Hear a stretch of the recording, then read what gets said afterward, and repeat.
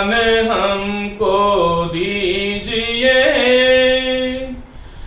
हे प्रभु आनंद दाता ज्ञान हमको दीजिए। शीघ्र सारे दुर्गुणों को दूर हमसे कीजिए।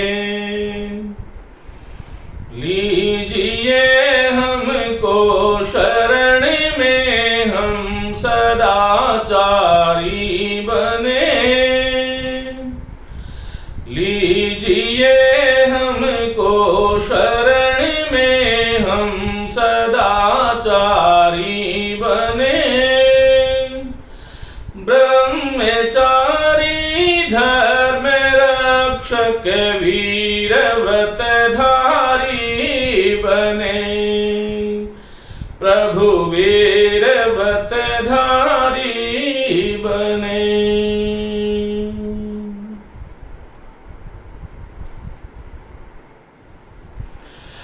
नमस्ते मित्रों, आप सभी का हार्दिक स्वागत।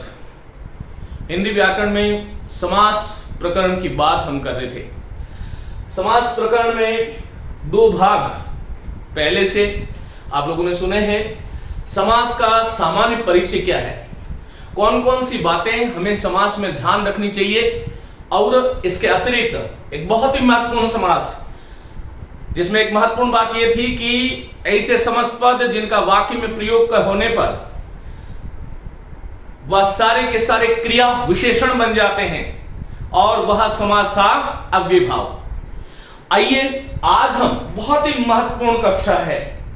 मैं चाहता हूं कि आप पेन और कॉपी लेकर के बैठें और एक एक शब्द जो मैं बोल रहा हूं उसको ध्यान पूर्वक सुनते हुए आप इनको लिखें। न केवल हमारी परीक्षा की दृष्टि से, अपितु हमारे दैनंदिन जीवन में हमारा जो भाषा के प्रति प्रेम है।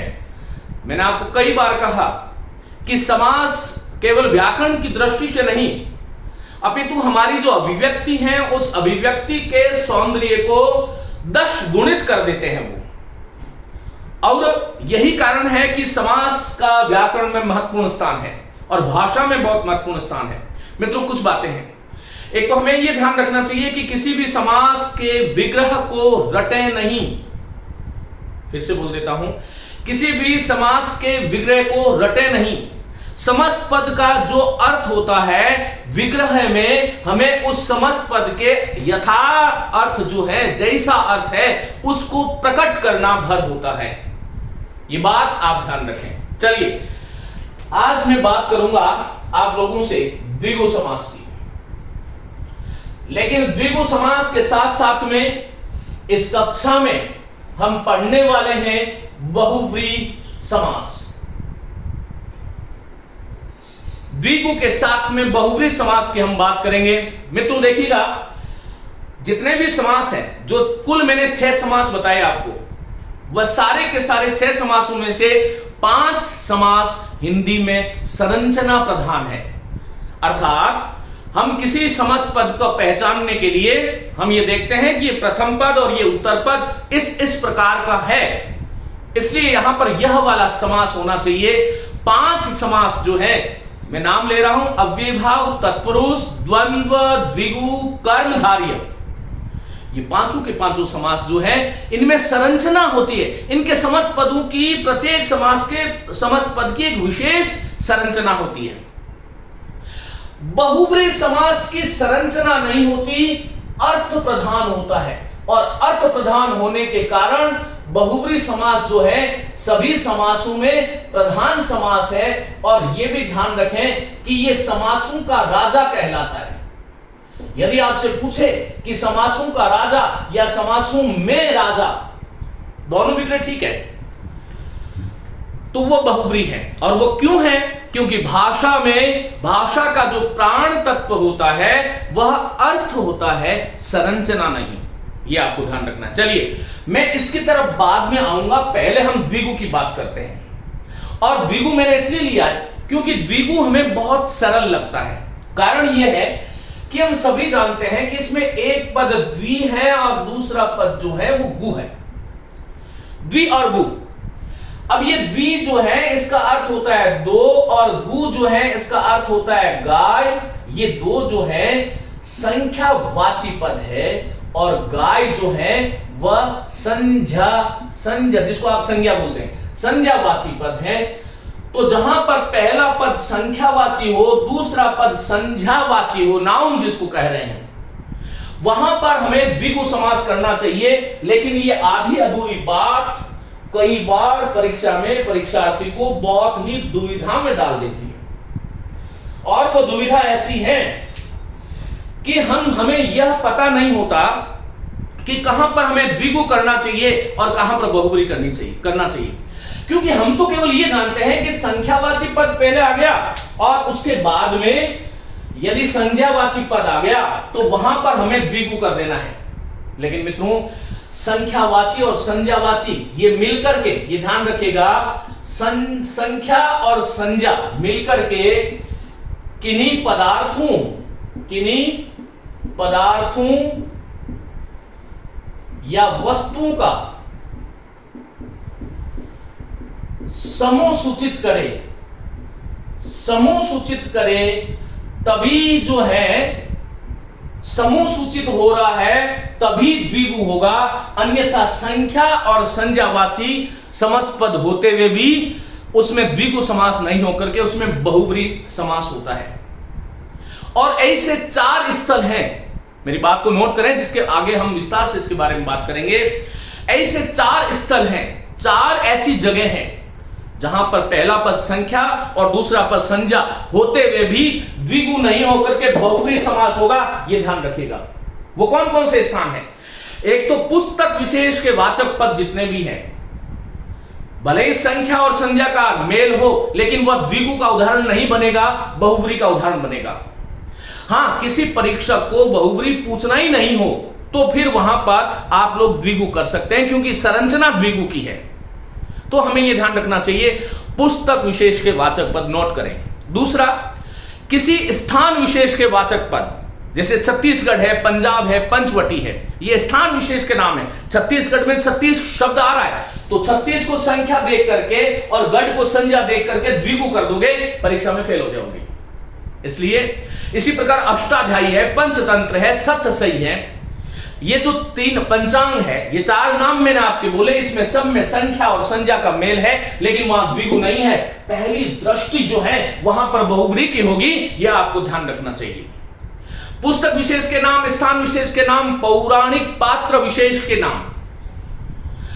हमारे जो पौराणिक पात्र हैं, जैसे मैंने त्रिनेत्र कहा, त्र्यंबक कहा, त्र्यंबका कहा, चतुर्मुख, चतुरानन, चतुर्भुज, षटभुजा, पंचानन, षडानन, षणमुख, सहस्रानन, दशानन, ये जितने भी शब्द मैंने बोले, इसमें सब में संख्या और संज्ञा थी, लेकिन वो द्विगु का उदाहरण नहीं बन करके ये बहुब्री के उदाहरण बनेंगे। मैं इसी बात पर आज आपको फोकस करवाना चाहता हूं कि संरचना द्विगु की है। दशानन शब्द में संरचना द्विगु की है, क्योंकि दश संख्या है, आनन संज्ञा है, लेकिन वहां पर द्विगु नहीं होगा। कौन सा होगा? बहुब्री होगा, क्योंकि वो पौराणिक पात्र विशेष का अर्थ दे रहा है। और द्विगु समास में सबसे बड़ी बात है कि समूह सूचित होना चाहिए। यह आपको ध्यान रखना है कि समूह का बोध होना चाहिए। समूह बोध द्विगु समास की निजी विशेषता है। जिस समस्त पद से समूह का बोध हो रहा है और उस समूह का कहीं न कहीं अस्तित्व इस संसार में आपको दिखाई देता है, वहीं पर द्विगु करना चाहिए, अन्यथा द्विगु नहीं होगा, भले संख्या और संज्ञावाची होगा। इसी प्रकार पुस्तक विशेष, पौराणिक पात्र विशेष, स्थान विशेष, और चौथा एक स्थान और है, अर्थ विशेष के वाचक पद भी संख्या और संज्ञा से मिले होने पर भी वहां पर द्विगु नहीं होकर के बहुब्री होगा। और अर्थ विशेष कैसे? जैसे मैंने कहा तिरंगा, तो कोई भी 3 रंगों के समूह को हम तिरंगा नहीं कहते, और यही कारण है कि तिरंगा जो है उसमें 3 संख्या, रंगा, रंग संज्ञा है। संख्या और संज्ञा का मिलन होते हुए भी ऐसा नहीं हुआ, कैसा कि उसमें द्विगु नहीं होकर के बहुब्री होगा। ये 4 स्थान है, इसके बारे में विस्तार से बात करूं, आइएगा। लेकिन उससे पहले द्विगु कहां होगा?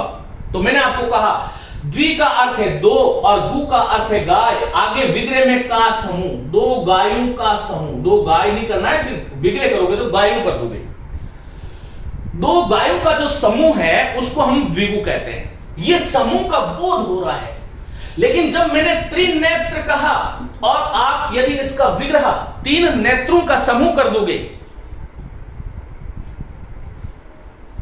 तो यह विग्रह व्यावहारिक नहीं है। ऐसा क्यों? मैं ऐसा नहीं कह सकता दो मेरे नेत्र एक आपका नेत्र मिलकर के त्रिनेत्र हो गया। मित्रों, त्रिनेत्र जो है भगवान शिव किसी अर्थ विशेष का रूढ़ शब्द है। योग होते हुए योग रूढ़ शब्द हो गया और इसलिए वहां पर संरचना भले त्रिनेत्र की द्विगु की थी, लेकिन पौराणिक पात्र का अर्थ देने के कारण वह शब्द जो है वह बहुब्री का उदाहरण बनेगा। द्विगु समास में सबसे बड़ी बात है समूह का बोध होना चाहिए। आइए कैसे? वह शब्द समूह का बोध कराए, विशेषण का बोध नहीं होना चाहिए। लिखिएगा, विशेषण का बोध ना हो, विशेषण का बोध ना हो। यह एक बहुत महत्वपूर्ण बात है। इस बात को आपको जानना, समझना और सीखना होगा, तभी आप इस प्रकार के जो समस्त पद हैं उनका सही विग्रह और इन ऐसे शब्दों के साथ सही न्याय कर सकते हो। चलिए मैं कुछ पद लिखता हूं। देखिए, एक मेरे पास शब्द है शताब्दी। देखिए, इसमें शत मूल शब्द है, अप है और आगे दी है। अप और दी को जोड़ते हो तो अब्दी बनता है और फिर इस शत के साथ में अब्दी जोड़ देते हो तो यह बनता है शताब्दी। दीर्घ संधि का उदाहरण है, ध्यान रखना। शब्द कई से बना, यह बात मैंने आपको बताई। अब्दी कहते हैं वर्षों को, शत कहते हैं 100 को। विग्रह होगा 100 वर्षों का समूह, 100 वर्षों का समूह। अब एक और बात देखिए, इस संसार में विद्या अनंत है, पढ़ाने के तरीके भी अनंत हैं और सीखने की विधियां भी बहुत अलग अलग है। मैंने आपसे ये कहा था पूर्व की कक्षाओं में कि समास में पर्यायवाची, समास के किसी भी समस्त पद का विग्रह करते समय पर्यायवाची पदों का प्रयोग न करें। और मैंने यहां पर अब्दी का वर्ष लिख दिया। और दूसरा विग्रह यदि यह आए कि 100 और अब्दों और कोष्टक में यदि वर्षों आए, वर्षों का समूह ऐसे आए, तो हमें चुनना इसको है, क्योंकि समास में मूल समस्त पद में आए हुए जो पद है उसी का प्रयोग होना चाहिए। समस्त पद में आए हुए पदों का पर्यायवाची प्रयोग नहीं होना चाहिए, यह ध्यान रखना। हाँ, आपको यदि परीक्षा में ये केवल 100 वर्षों का समूह दिया हुआ है विकल्प में और ये है ही नहीं, अब्दों का प्रयोग ही नहीं किया गया है, तो फिर आपकी कोई गलती नहीं है। वहां पर परीक्षक की मीमांसा होगी, उसकी विवक्षा क्या रही हमें नहीं पता। चलिए, शताब्दी शब्द देखो आपके सम्मुख आया, तो शताब्दी क्या किसी का विशेषण बन सकता है क्या? नहीं। शताब्दी विशेष रूप से 100 वर्षों का समूह है। दूसरी बात और बताना चाहता हूं कि कोई भी 100 वर्षों के समूह को हम शताब्दी कह सकते हैं। इसी प्रकार मैंने कहा दशक, दशक में ये जो क है ये वर्ष का बोध कराएगा, तो क्या होगा बोलो? 10 वर्षों का समूह क्या कहलाएगा? दशक कहलाएगा। मित्रों, ये बात ध्यान रखना है अपने को, ये दशक शब्द है। इसी प्रकार से एक शब्द और है सहस्राब्दी। प्रत्येक शब्द पर कहीं न कहीं हमने विकृति उत्पन्न कर दी, हमें उसको वापस शोधन करना होगा। इस शब्द का उच्चारण और लेखन हम सहस्त्राब्दी करते हैं, ये गलत है। क्यों गलत है? क्योंकि मूल शब्द इसमें स और फिर र, सहस्र और फिर अप और दी से अब्दी बना और दीर्घ संधि होकर के यह वाला ऐसी शक्ल वाला आदमी बनता है, ऐसा शब्द बनता है। ये शब्द गलत है। खैर, ये तो शब्द की बात थी। आप सहस्र का अर्थ क्या होता है? हजार। सहस्र किसको बोलते हैं? हजार को। अब्द किसको बोलते हैं? वर्षों को। तो क्या होगा बोलो? आपको सही विग्रह तो ऐसा करना चाहिए, सहस्र। आप चाहो तो कोष्टक में हजार, हजार में ज के नीचे नुक्ता लगता है, हजार हमारा नहीं है। तो सहस्र, हजार और फिर अब्दुम, फिर जो है यहां पर देखिएगा ये अब्दुम होगा। आप कोष्टक में चाहो तो वर्षों और फिर कोष्टक बंद और फिर का समूह जो है वो क्या कहलाएगा, बोलो, सहस्राब्दी कहलाएगा। मित्रों, यदि ये नहीं है तो 1000 वर्षों का समूह भी सहस्राब्दी है, लेकिन इसका विशुद्ध जो विग्रह होगा वो तो ये सहस्र और 1000 परस्पर पर्यायवाची हैं। मैं बार बार आपका ध्यान आकृष्ट करना चाहता हूं, एक तो आकर्षित शब्द गलत होता है कि 1000 वर्षों का समूह, इसमें क्या किया हमने, सहस्र का पर्याय 1000 रखा और अब्दी का पर्याय जो है वो वर्ष लिख दिया, जो कि गलत था। लेकिन प्रचलन में आपको तो विकल्प देखने हैं।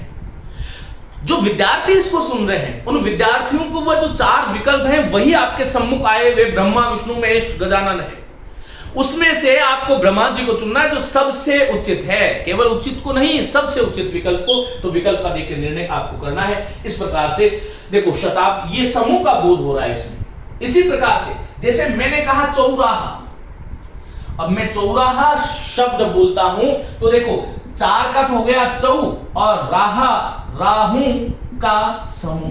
अब मुझे एक बात बताओ, क्या चौराहा शब्द किसी का विशेषण बन सकता है? नहीं बन सकता। तो क्या है चौराहा? किसी भी 4 राहों के समूह को, कोई भी जो 4 राहें हैं, ऐसी 4 राहें कोई भी हो, ये 4 राहें हैं, ये वाला जो भाग है इसको हम चौराहा कह रहे हैं। कई बार हम जब देखते हैं ये जो टी पॉइंट, ये जो है ये तिराहा होता है, 3 राहें होती है, 3 राहें, एक पॉइंट है उससे 3 राह निकल रही है तो ये तिराहा है, 4 निकल रही है ये चौराहा है। तो कोई भी 4 राहों के समूह को बोलो चौराहा कह सकते हैं ना? बिल्कुल कह सकते हैं।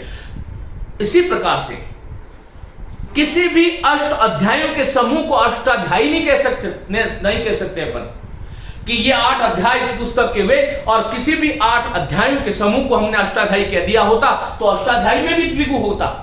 लेकिन अष्टाध्यायी समूह के बोध से ज्यादा किसी पुस्तक विशेष का बोध करा रहा है, इसलिए अष्टाध्यायी में भले संख्या और संज्ञा हो, द्विगु नहीं होकर के बहुब्री होगा। ये विशेष बातें हैं जो आपको ध्यान रखनी चाहिए।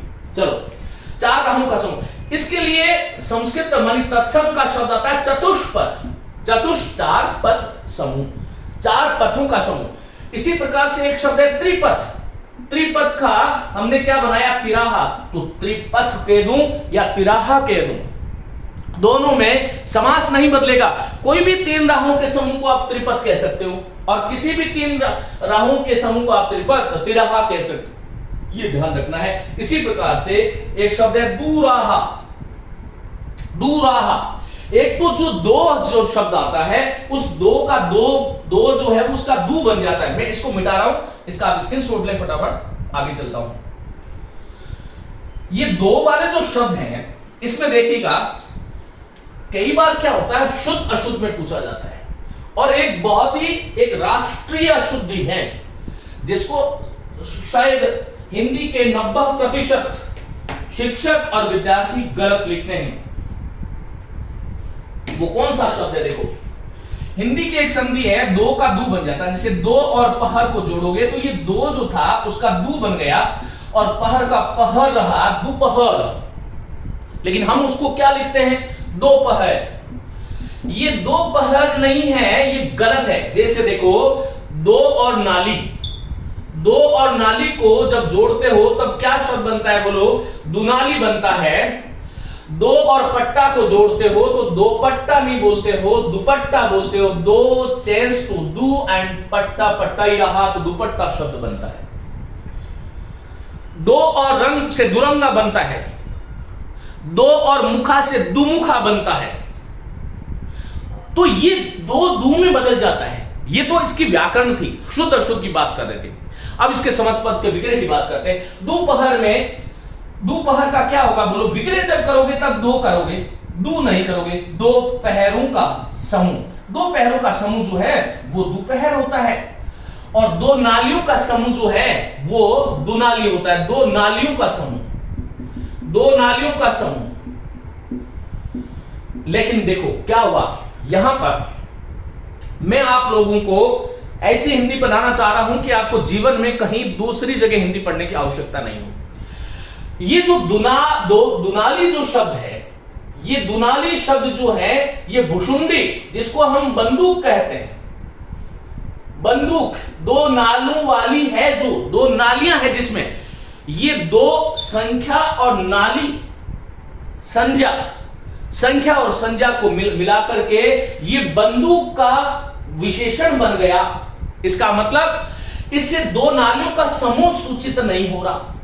देखो कैसे, दो नालियां हैं पानी की, क्या हम उसको दुनाली कह सकते हैं? कह सकते हो आप, लेकिन मूलतः इस शब्द की जो व्युत्पत्ति जो हुई प्रथम बार, वह जो है भुशुंडी जिसको हमने बंदूक कहा, उसके लिए इसका प्रयोग हुआ। यह आपको ध्यान रखना चाहिए। इसी प्रकार से चलो दोपट्टा, अब ये किसी का विशेषण नहीं बन सकता। दूसरी बात, एक और बात समझाना चाहता हूं, यदि आपको दो नालियों का समूह ऐसे करके समास पूछे तो क्या कौन सा होगा? द्विगु होगा। समूह आ गया, और वह जिसमें दो नालियां हैं वह आए, या अंत में जो आ जाए, दो नाली है जिसमें वह, इस प्रकार के विग्रह को करके पूछेगा तो वहां पर बहुब्रीहि समास आपको करना चाहिए। यह आपको ध्यान रखना है। चलिए मित्रों, दो पट्टा से दुपट्टा बना। अब ये दुपट्टा किसी का विशेषण नहीं बन सकता, दो पट्टों का समूह, दो पट्टों का समूह जो है उसको हम दुपट्टा कहते हैं। इसी प्रकार से एक शब्द है, वस्तुतः शब्द तो दुआब था, लेकिन ये जो है संवैधानिक शब्द बन गया दोआब। यहां पर दू नहीं होगा, यहां पर दो ही होगा, दोआब, क्योंकि ये संवैधानिक शब्द है। गंगा और यमुना के बीच का क्षेत्र जहां आर्यों की उत्पत्ति मानी जाती है, आर्यों का जो उत्पत्ति स्थल है वह दो आब है।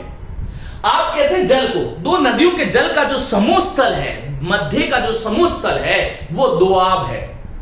इसी प्रकार से दो अन्नी होता है, दुअन्नी होता है, तो दो आनों का समूह। ये ध्यान रखिएगा, द्विगु समास है, दो आनों का समूह अर्थ दे रहा है, समूह का बोध होना चाहिए, दुअन्नी शब्द होगा। इसी प्रकार से दुअन्नी, चार से चवन्नी बनता है, यहां पर अन्नी का अन्नी रहा, लेकिन यहां पर अन्नी का अ जो है गायब हो गया।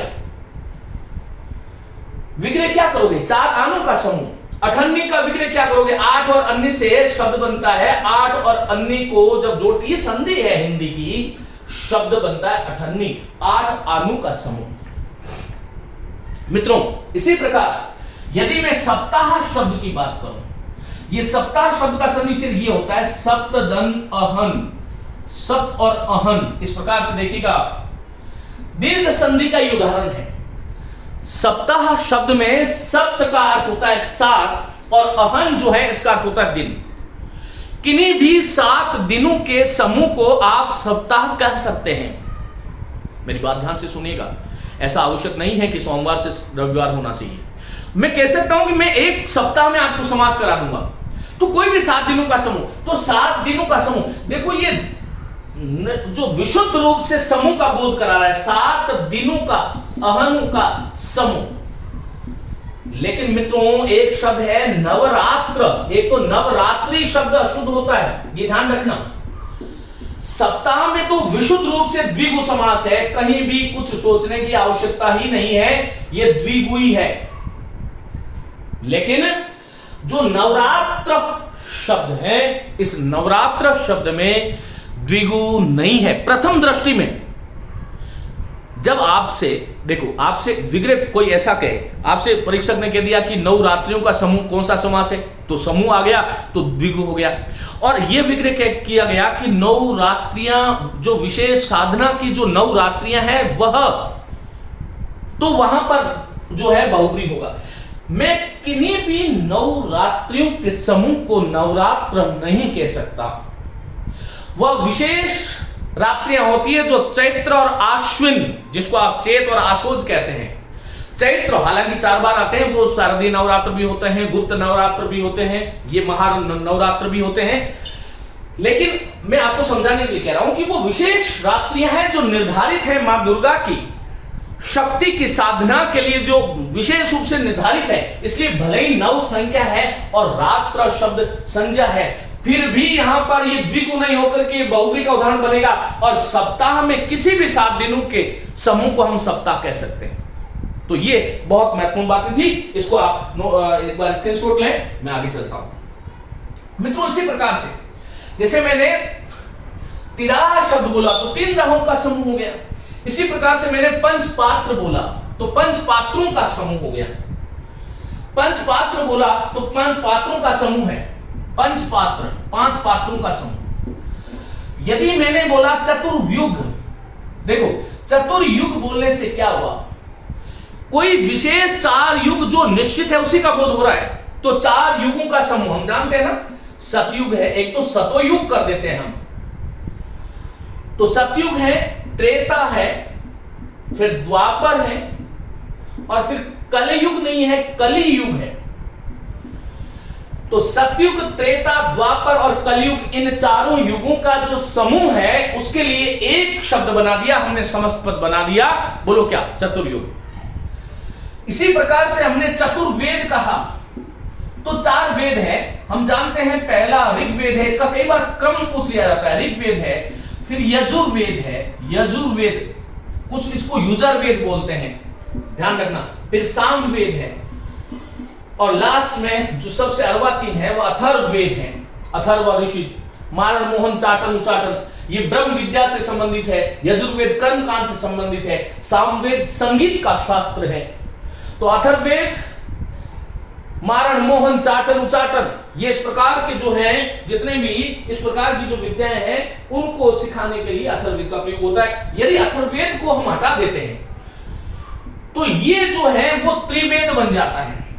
अब देखो, एक आप मुझे बताओ, वेदत्रय, जब मैं त्रिवेद कहूं तो क्या होगा? 3 वेद में, इन 4 में से कोई तीन त्रिवेद नहीं होगा, बल्कि ये विशेष है।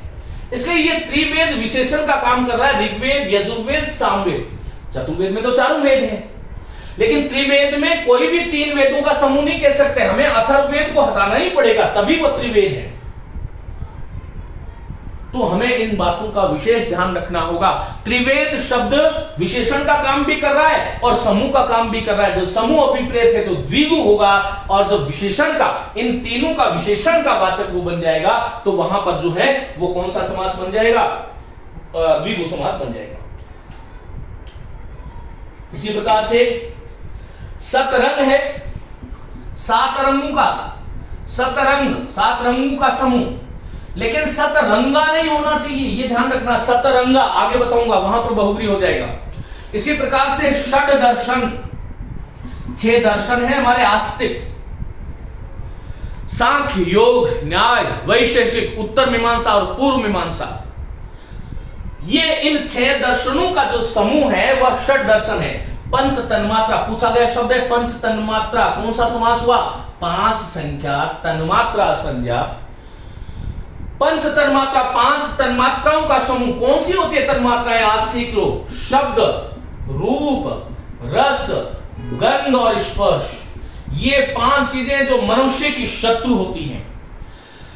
ये पंच तन्मात्रा इस संसार के 5 विषय हैं, जिससे व्यक्ति इनमें मोहित हो गया तो वह जो है जीवन को जो उसने बर्बाद कर लिया, और इससे यदि पार पा लिया तो वो निश्चित रूप से इस संसार में रहते हुए भी जीवन मुक्ति का सा एहसास कर सकता है।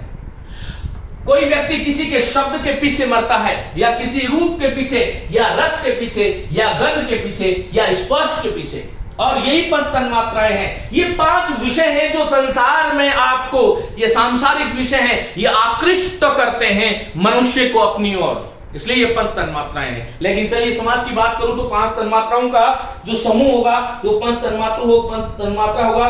इसी प्रकार से मैंने कहा सतनजा, 7 प्रकार के अनाजों का समूह, सतनजा। लेकिन मित्रों एक शब्द है सतमासा। ये सतमासा का मतलब क्या है?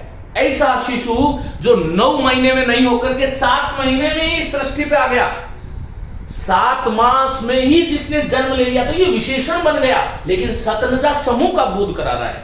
आप लोगों को बात समझ में आ रही होगी। द्विगु समास की सबसे बड़ी विशेषता यह है कि वहां पर समूह का बोध होना चाहिए।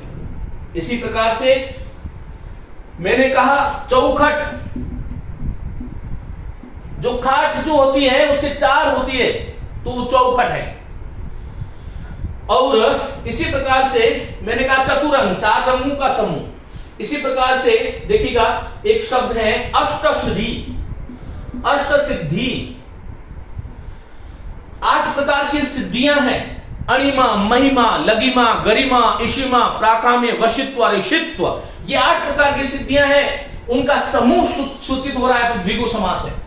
नवनिधि, 9 प्रकार की निधियां हैं तो वो नवनिधि है। और यदि ये शब्द होता है नवरत्न, तो नवरत्न जो है मित्रों विशेषण का काम भी कर रहा है।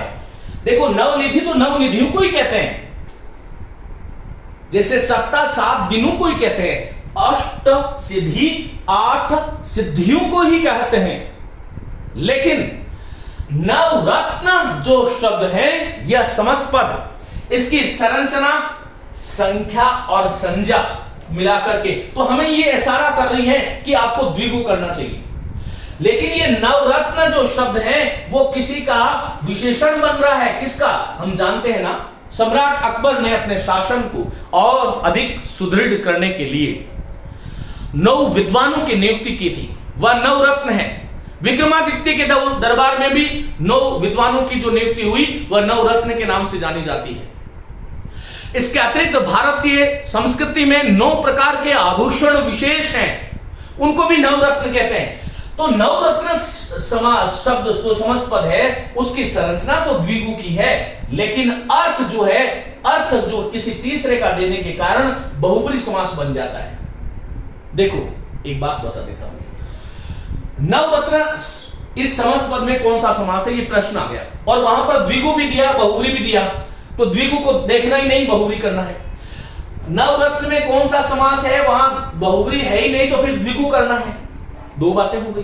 तीसरा, यदि आपसे पूछा गया, कहा गया कि 9 रत्नों का समूह कौन सा समास है, तो समूह आ गया द्विगु में।